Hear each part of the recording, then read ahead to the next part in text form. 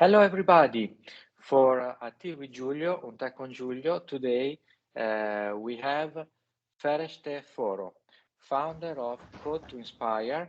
Fereshteh is from Afghanistan. Now she doesn't live in Afghanistan, right? Fereshteh, where do you live right now? Where are Yes, you right now? right now I'm in the US. You are in the US, perfect. So we are going to ask some questions to Fereshteh because Code to Inspire, of course, it's about coding and it's about coding for girls and women in Afghanistan. So it's a very important initiative. Later on, maybe you can recall us the website and how to help the initiative. But I will start with the first question. You graduated in Herat in computer sciences, and then you took a master in the Tech University of Berlin. From where does this passion for computer science come from? Well, that's a very interesting question because, well, I actually didn't like computer science at the very beginning. I was very into, literature. I really wanted to either be a lawyer or a journalist, and my passion was about it. But then when we moved to Afghanistan 1 year after the fall of Taliban in 2002, a couple of months before the university entrance exam, I participated. And then when they announced the result, for some reason, the system picked computer science for me. And it was a very surprise to me, and I was really against it. But I think my family were very supportive and encouraging and said, it seems that's a field of study for future, and there's a lot of potential. So based on that, I think I, continue my education in computer science, and then I got a master's degree in it. Fantastic, fantastic, terrific. Well, I never liked computer science because when I was 6, my dad used to be a computer scientist. For Christmas, he got me a book on computer science while I was expecting some toys. So I avoided computer science for the next like 40 years. So next question. You took a career path in a world where most of the population is male, and you have been teaching in the University of Herat. Did you find any difficulties or opportunities in working with so many boys, so many guys? Yes, well, as you said, computer science and technical fields are still a male-dominated field of study. For me, as a woman who studied computer science in Herat University as a student, the number of girls in the class, of course, were outnumbered.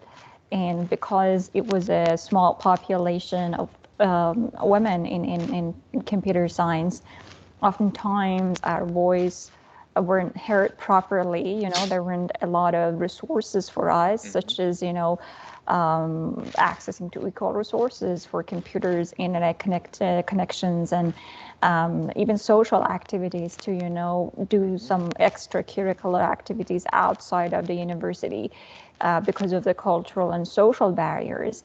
And I think those were the reasons that made a lot of women, to not feel welcome in technical fields, and definitely, the pushbacks that you receive.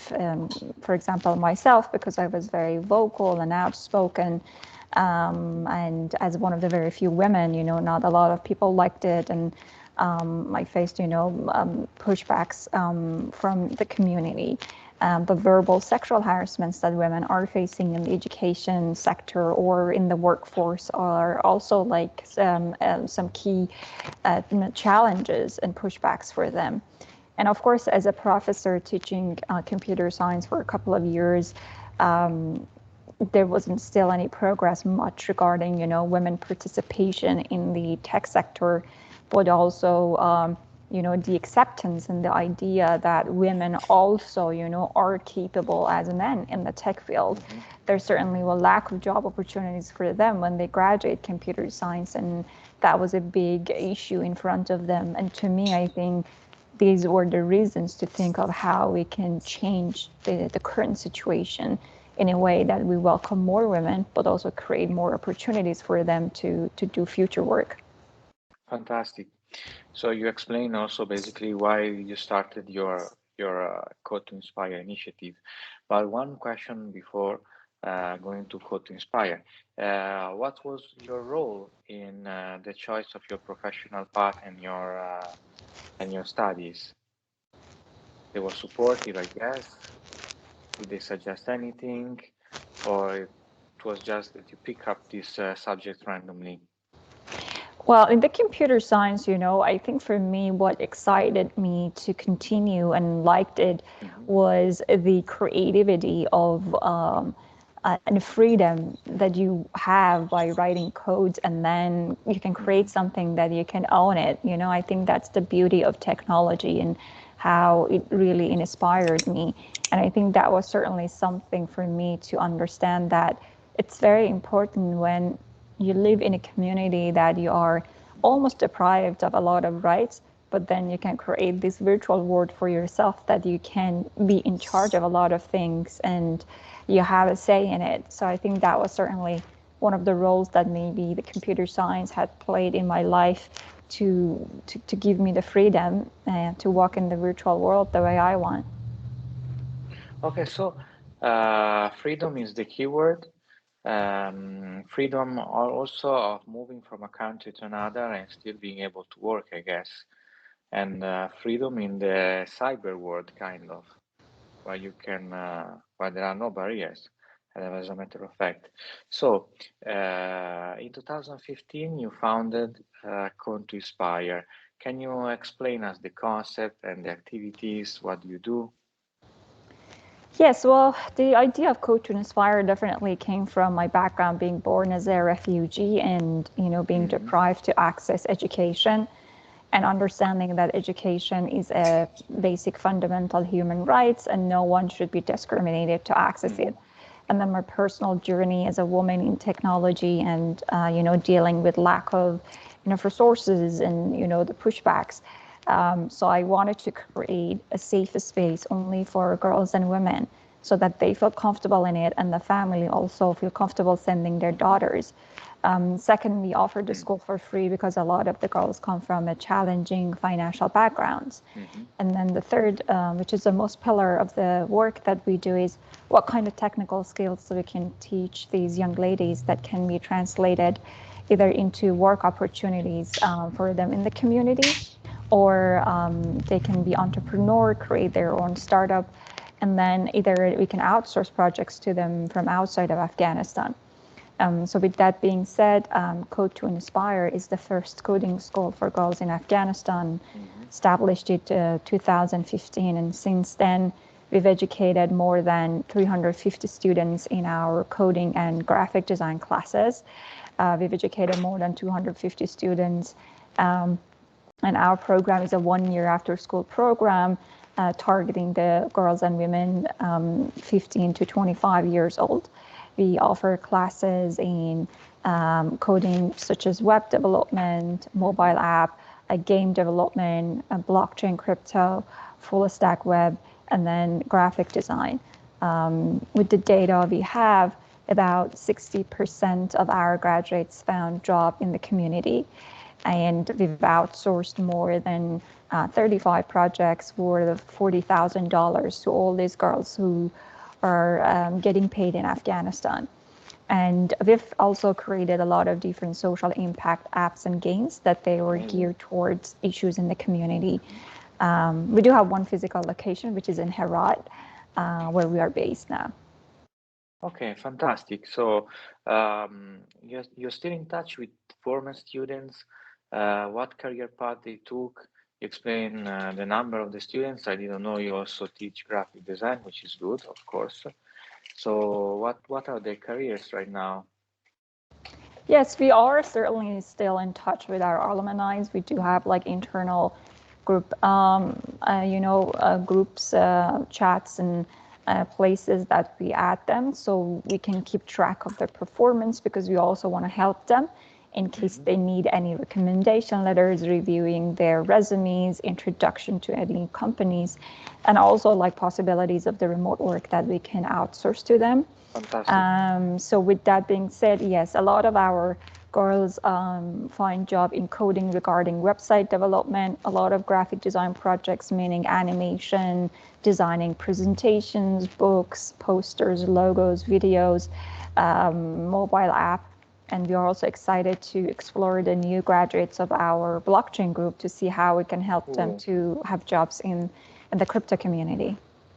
Fantastic. So you're leading into cryptos, and I would like to ask you, what do you think about cryptos? I mean, we have seen that in countries such as, for example, Lebanon, where there's a financial crisis, people are using cryptos every day. I see you collect donations on your website with cryptos. Do you think, well, first of all, are cryptos common in Afghanistan, and you think cryptos can play a positive role on the development of the economy of the country? What do you think about that?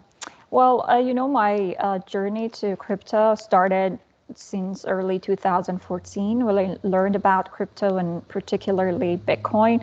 And I was certainly very fascinated because just the fact that without a third party, you're able to send and receive payment in a very fast, secure, and private way, especially in places such as Afghanistan that it's been going through war and conflict, and there is a huge political instability, and the situation is so fluid on the ground that it makes it very difficult for you to rely on financial institutes, and kind of because their well-being is very connected to the political situation and the climate. Sure. For example, now with the Taliban takeover, the late August, a lot of the banks were closed and Western Union wasn't working. So a lot of people didn't have access to their financial, resources that they had.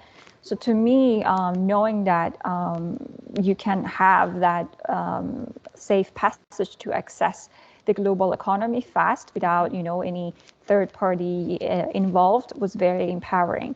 And then what I started when I established Code to Inspire, of course, we started receiving donations in crypto, but then we added teaching crypto and blockchain in our curriculum. And I can say that in case of remittance and payment, entire payment to crypto, we send it to Afghanistan. And in case of the status of crypto in Afghanistan, it's certainly very new still, but because of the change in the political climate and people being unable to access their financial resources, a lot of people are turning into crypto. Families trying to send crypto to their family members who are in Afghanistan. Humanitarian aids, organizations are trying to send crypto to Afghanistan. So there's a huge potential and market as of now using crypto in Afghanistan. Okay, fantastic. So, well, it's the first time that I see that, but cryptos can be a way to avoid a country to be cut off from the financial system, basically. And it also explains the role that technology can play for the development of a country. Basically, you are playing on that niche, as a matter of fact. And going to more basic stuff, I would say, what do you think about coding for kids? Do you think is it useful to develop logic and creativity in kids, or is it too early, or what do you think about? I think it's great at any age or stage of your life if you want to try just learn some basic fun, fundamental kind of way of coding. And there's now actually a lot of different programs that are so easy. It's kind of drag and drop the items and make it very coding fun, even to the kids, putting aside, the coding itself and the languages. And again, I think the creativity, that at the end of the day you can create something, and that feeling of accomplishment is very rewarding. And I think I certainly encourage anyone who have kids to use some of those tools that are for kids learning how to code, because you see a lot of kids nowadays use phone, and they're playing games, and that's also a way for them to understand and get into the world of technology. Okay, fantastic. So we're going towards the end of this interview, and I'm gonna ask you if you have another project that you would like to realize, another initiative, some dreams of yours, and then maybe tell us how we can help or check your website, maybe to provide some scholarships and so on. Yes, absolutely. Well, as of now, we had to close the school sadly late August because of what happened in Afghanistan, and the school is still closed. Although we hope that we can reopen the school sometime soon, because we do have about 300 pending applicants for our graphic design class, and which we are very excited to welcome them. Although we shifted our entire program into virtual as of now, and we gave laptops, we purchased internet for our students. Fantastic. So I can say 80% of our students are back to their usual routine online, and they continue their classes. But for us to be able to continue, we are looking for more kind of like a bigger system that we can expand in Afghanistan and enable more girls to join that virtually, but give them the resources again, such as laptop and internet connections. So that's the goal we have for this year and the next, to help more girls. So if you are into coding, if you want to help us with mentorship, if you have resources in your company to offer, either it's opportunities for remote paid work, if it's internship, if you're interested to join our board, or if you're interested, to fundraise for us and help us to get resources, please check our website. It's code2inspire.org. And then you can reach out to me, Fereshteh@code2inspire.org. If you have any questions, we're always happy and excited to explore new thoughts and any possible way to collaborate. All right. So thank you very much for the interview. It was really interesting, and congratulations for your activities because they're very useful and interesting. And I hope to see you soon and to be able to help in your initiative. So Thank you so thank much. you for being. Thanks to you. Thanks to you. Yes, thank Bye. you for Bye. having Bye. me. Thanks. Bye. Bye. Bye. Bye.